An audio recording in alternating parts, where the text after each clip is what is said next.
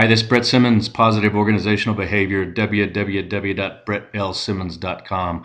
I love the concept of locus of control. I blogged about it a few times.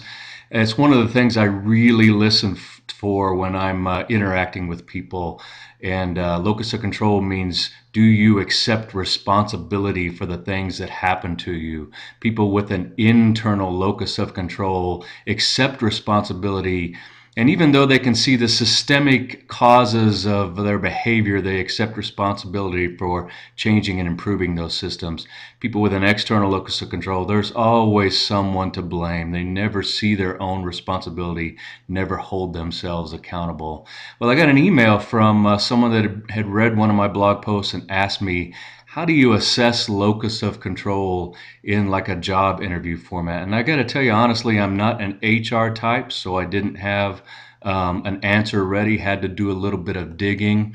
I ran across this book by Carol Quinn, 2002, Don't Hire Anyone Without Me. Got a kind of slick method in there where she specifically addresses how to measure locus of control. Now, she talks about locus of control a little bit differently than I do. She thinks of it as an attitude, but it's really a personality trait. That's okay. I like this method, the OSAE method. And what you're going to do here is you're going to develop a series of questions where you ask someone about an obstacle or situation that they had, ask them the actions that they took, and then ask them the end result, and listen for their internal or external locus of control. You can develop a number of your own questions, and you should just kind of keep score along the way. How many of those responses were primarily internal and how many of those responses were primarily external? So here's a few examples of some questions. Tell me about a time when you were faced with a dilemma or a tough obstacle. How did you handle it? What were the end results? Tell me about a time you discovered a problem with something at work.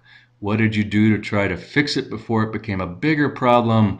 What were the end results? Now, those are just a few examples. You should have a bunch of questions, at least 10 or more, just kind of general questions that you can pull out in any job interview and tailor for any position or any candidate. But you get the general framework here with this OSAE method. I like it.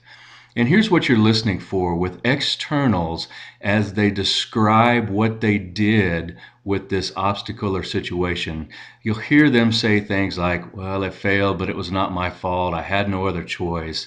There was nothing I could do about it. We tried that before and it never works. It's never going to happen, so I gave up. And if others had not been in the way, I could have made a difference. Always somebody else's fault.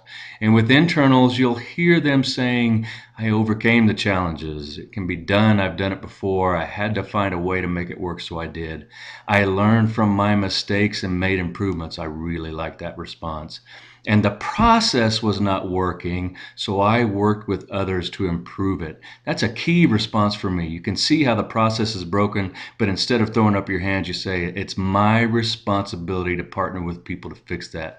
I like that a lot. So as you do these interviews, beware your own locus of control. We all think we are more internal than we really are, but the more external you and your interviewer team are, the more likely you're going to be to accept excuses that the candidates offer for the things that they come up with.